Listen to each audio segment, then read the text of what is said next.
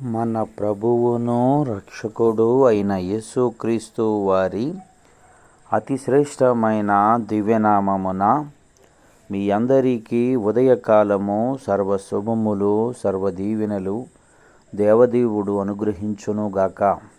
ఆమేన్. దేవుని బిడలారా, ఈరోజు 29వ తారీఖు డిసెంబర్ నెల 2024వ సంవత్సరము.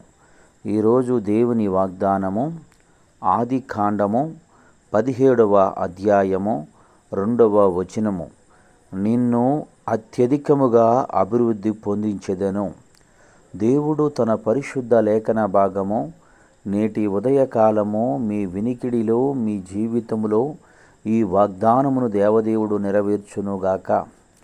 దేవుని యందు ప్రియ సహోదరి సహోదరులారా, దేవుడు మీకు ఇస్తున్నటువంటి వాగ్దానము, నిన్ను అత్యధికముగా అభివృద్ధి పొందించెదను.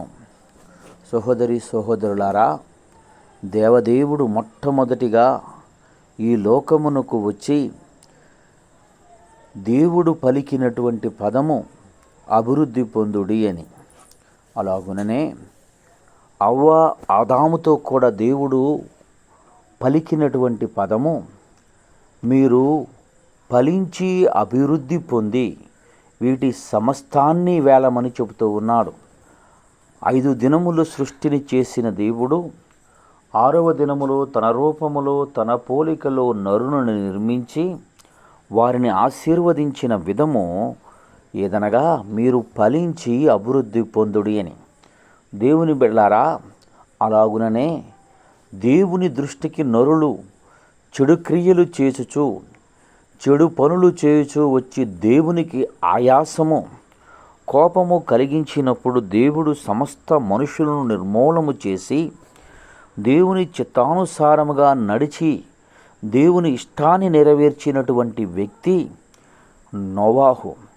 అట్టి నోవాహు గారు దేవుని దృష్టికి యథార్థవంతుడై దేవుడు చెప్పినటువంటి మాట ప్రకారం బ్రతుకుతూ దేవుడు కట్టమన్నట్లు వాడను కట్టి ఆ వాడలోనికి వచ్చిన వారందరూ సంరక్షించబడుదురు, బ్రతుకుదురని సెలవిచ్చినప్పుడు వారందరూ దానితో పాటు వచ్చిన తరువాత ఆకాశము ప్రచండ వర్షాన్ని కురిపించి పూర్తిగా అందరినీ నాశనము చేసిన తరువాత తాను నిబంధన చేసినటువంటి నోవాహు ఒక్కడే బయటకు వచ్చి తన కుటుంబంతో ఉన్నటువంటి వారందరినీ బయటకు తీసుకుని వచ్చినప్పుడు దేవుడికి ఇష్టడుగా బలిపీఠము కట్టి ఇష్టానుసారమైనటువంటిది బలిపీఠము మీద పవిత్ర జంతువుల్లో కొన్ని బలర్పించిన తరువాత దేవుడు అక్కడ పలికినటువంటి పదము అభివృద్ధి పొందుడి, ఫలించి అభివృద్ధి పొందుడి.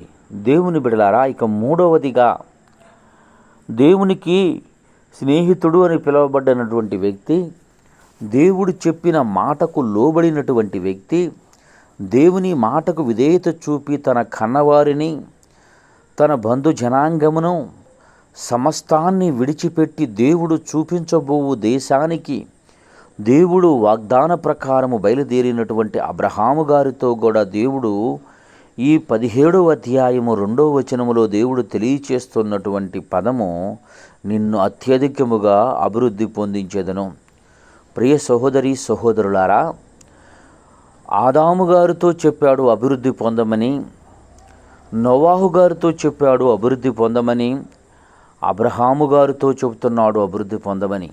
ఈ నేటి ఉదయకాలమందు దేవుడు నీతో కూడా చెబుతున్నాడు అత్యధికముగా అభివృద్ధి పొందమని. సహోదరి సహోదరులారా, అభివృద్ధి పొందమని దేవుడు చెప్పినటువంటి మాట విన్నటువంటి వ్యక్తులు అభివృద్ధి పొందారు, విననటువంటి వ్యక్తులు అభివృద్ధిని నోచుకోలేనటువంటి వ్యక్తులుగా బ్రతుకుతూ ఉన్నారు.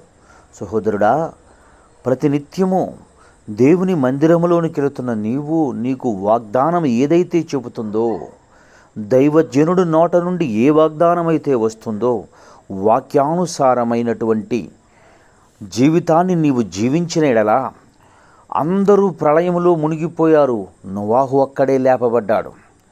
తన జనాంగం మొత్తం దేవుణ్ణి ఎరగనటువంటి ప్రజలుగా ఉన్నారు. అబ్రహాము గారు ఒక్కడే ఆయన మాటకు విధేయత చూపాడు.